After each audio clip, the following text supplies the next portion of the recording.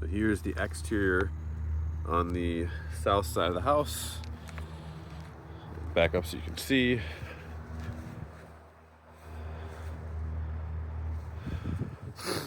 There's a slow drip coming out there. It's coming out. This is a pretty tight seal here. I hand tighten it, but I can tighten it more. But then this is dripping right there. That's a slow drip, and that's all on the outside, so that should be fine. That should just kind of run down the hose or run to the mulch there, and that should be it. You can hear it running. It is literally pouring down the wall right there.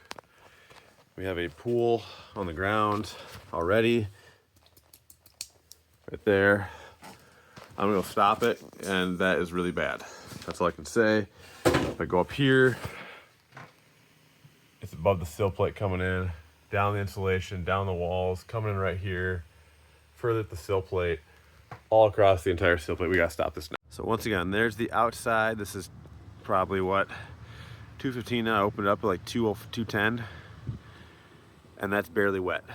And that dripping should not be able to go inside. So there's definitely a drip happening inside of here, and that's where that's happening. So now I'm in the basement. It is 2:16 p.m.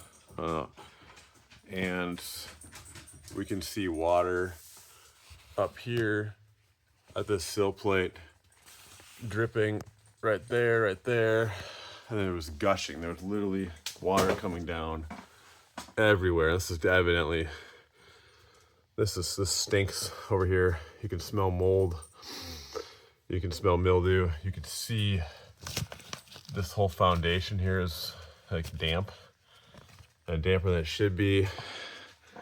Kind of the other side, it's kind of dark here, it's hard to tell. That's wet over there. We had water pouring down. We still have water on the ground here. Everywhere. So there's evidently something happening inside the wall at that hose spot. I mean, it's still dripping right here. Coming out this, behind this plastic here. This should all be torn down and all torn out. And this has happened before. This happened multiple times because they're standing on the floor. So even without me doing that right now, there was some plastic trim pieces there or siding pieces there, and they were stored there. And you can see exactly where they were stored. They're stored on the floor here. And you can see there's a section that has discoloration starting right there, running all the way down to right there. And that's where it stops. So it kind of pooled there. It would sit there, and then it'd go away. It would come down this wall. And this is not a new thing. You don't get that kind of black damaging look on the wood. Obviously, the biggest case is right there. You don't get that without that happening for years or multiple times. I think what happened here is we actually tipped the scales against it. Finally, it got really bad. But, I mean, there's water droplets all over the place here. Everywhere.